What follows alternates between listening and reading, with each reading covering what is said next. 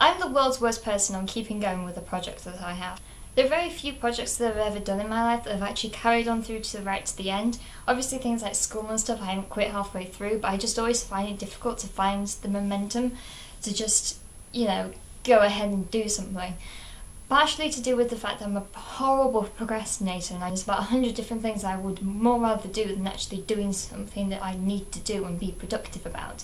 So again, it's November and it's NaNoWriMo time. This is my second time for doing NaNoWriMo. The first time I didn't really do very well. I got to about 7,000 words and gave up. I found a year of A-levels and there was just too much work going on and I just couldn't keep up with the writing, and 67 words a day was just a bit too much. Now I'm at university, I suddenly have slightly more time on my hands, and because I'm always encouraged to write in my seminars and my classes and stuff as I'm doing creative writing, it kind of gives me an excuse to actually sit down and write and think that is being productive. Most of the writers just sit down and write. It's a discipline to be able to write a novel. You can't really be that much of a procrastinator.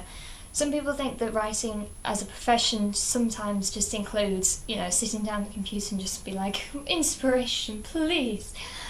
But it's not really like that. Most writers do write to a deadline, especially when it comes to drafting and redrafting work. So I think NaNoWriMo is a really good time to be able to go and experience what it's like to write to a deadline and write something creative for a deadline. Your first draft doesn't need to be perfect. Do you really think books like this were written in one draft? No, they would spend hours and probably years redrafting them.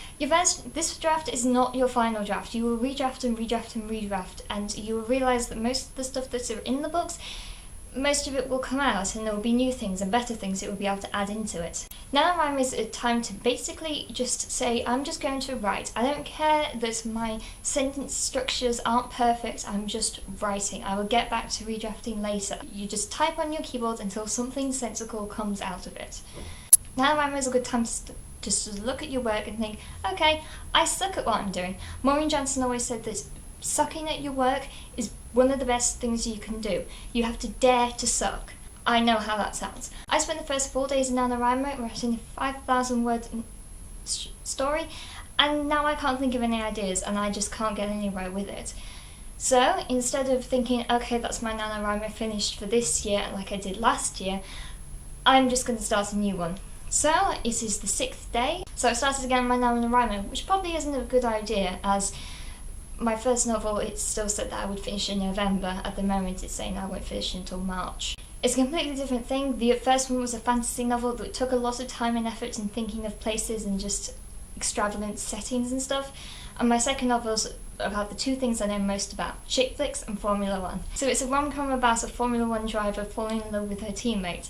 It sounds strange and it sounds fantastical. I suggest that if anybody wants to do NaNoWriMo, they do it. Even if they don't get to the final 50,000, that's still going to be more words written than you would have done any other time. As this probably isn't going to be submitted into my final portfolio, but at least I know that there will be a file on my hard drive that I have written and is a story length thing. So have fun doing NaNoWriMo if you're doing it, and I shall see you guys later.